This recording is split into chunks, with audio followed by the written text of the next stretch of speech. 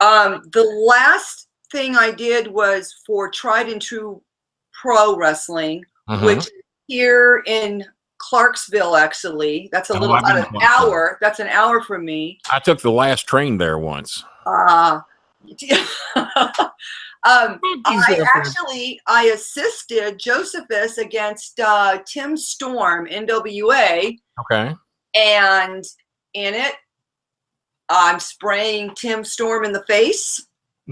Okay. And, and he picks me up, man, twirls me and slams me down. How dare he? How dare him? I'll beat him up. So October abuser he is. He is. Oh my God. I loved it though. He's slamming women. I don't know, man. Oh, it was great. It was the best slam I ever got.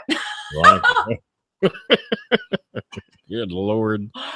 She likes getting slammed. She likes getting slammed, Daniel. I don't know about her. But they're doing another one. There's another promotion October 21st at the fairgrounds in Nashville. Yeah. And I will be there again. So I guess you get a lot of work around there having a home there, right? Now there is. Well, you know what? I met up with David Lagana, which is the VP for NWA. And he supposedly, it was a fan of mine in my days when I was managing at OVW. They said he loved my briefcase gimmick, and we talked a few times, and I was convinced he was going to get me something up there, but instead they get the money in the bank briefcase. They steal my gimmick, and then here I sat doing podcasts. So the podcast is less dangerous. You got a point there. You got a point there. But if you see him again, tell him Kenny Bolin said hello. I will, because and you know that he lives probably about 10 minutes down the road. I had no idea he was a Nashville boy. I figured he was up in New York. Yeah, I guess he moved here. I don't know how long ago, but I did. Might last a lot longer to do that. I mean, as from being from the Malibu area and doing some New York, you know how expensive it is to live there. Absolutely. And Louisville and Nashville are dirt cheap. And Charlotte, North Carolina, South Carolina, dirt cheap compared to them. Well, Nashville's getting pretty expensive, Kenny.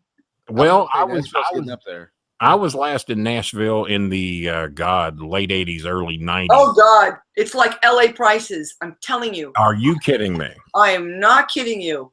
I hear the Hickory Hollow Mall is all but non-existent anymore. Is that true?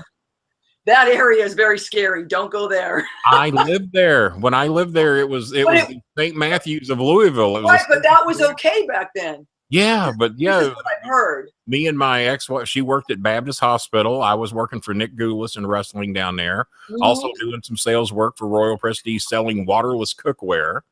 And my son was born at Baptist Hospital in 1987. And I lived in the apartments across the street from Target at where Hickory Hollow Mall was. And I Bell Road? Bell Road. That's it.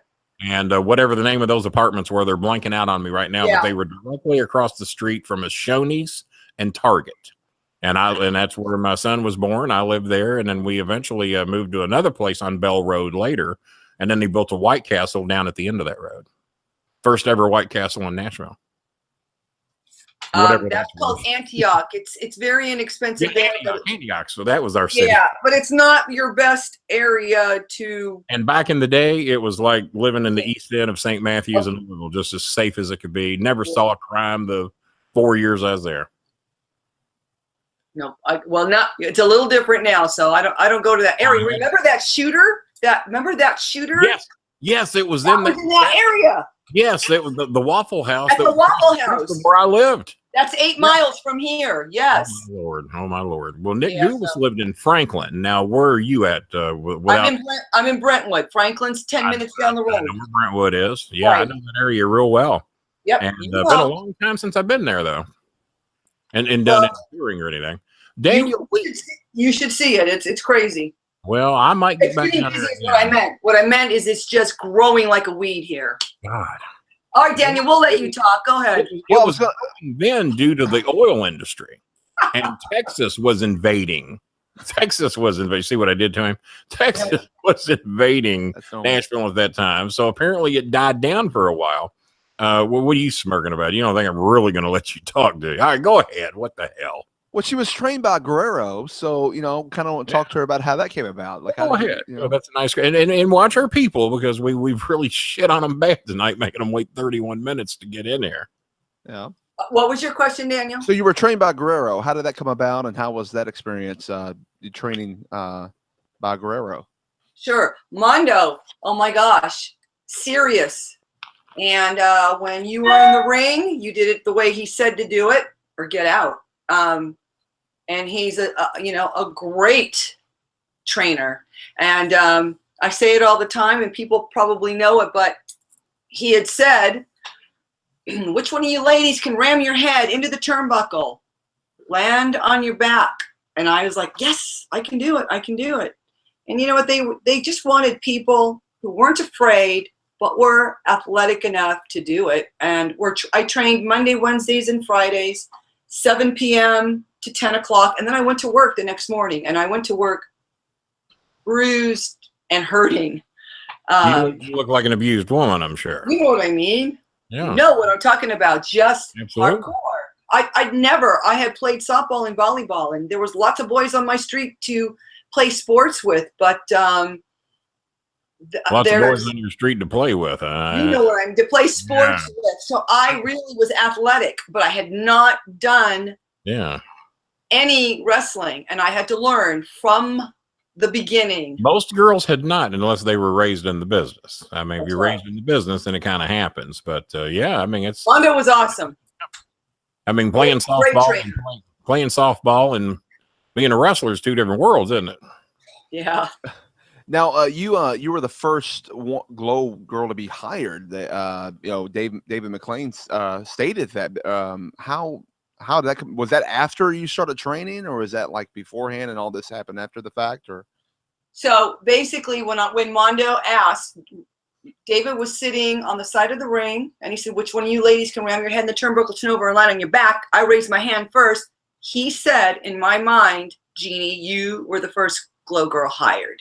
He said, and then the second girl was Americana, and the third was Ivory, which is Lisa Moretti. Mm-hmm. So he goes, "I had you three," and I'm like, "Okay, we're moving." And so there was at least 500 girls, that were in this audition. And every day there was a new girl coming into the ring or into the gym. And every day that I would go, I'd see a different girl. I'd see this one, or this one's gone. This one's in. This one. So they were weeding out the girls. They only needed 12 to do a pilot.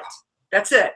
And I was one of the 12. Now, you might ask me, how did they come up with their names? They already had the names, you guys. So basically, they had 12 characters, and they were going to match up those characters with our personalities. And thank God they gave me Hollywood, because I wouldn't know what to do with the Russian. But I didn't want to be a farmer's daughter either. But let me ask you, who was the farmer's daughter? Because I liked her too. You two were my favorite. Okay, so we had 3, Kenny. So the first one was Becky Mullen, who played Sally in the red top. Yeah. You know, so I do this red. I think the red top's the one I remember the best. Yeah, that's Sally. And sorry, Daniel's laughing. Oh, Kenny. Well, that's all I can remember. She had tiny little shorts and a red top. Yeah. I mean, Sally. And the interesting thing about that is Sally and I went to the same high school. Really? Oh boy! So all these auditions were in California, right? Yes, sir. Okay. Yeah. So Sally and I.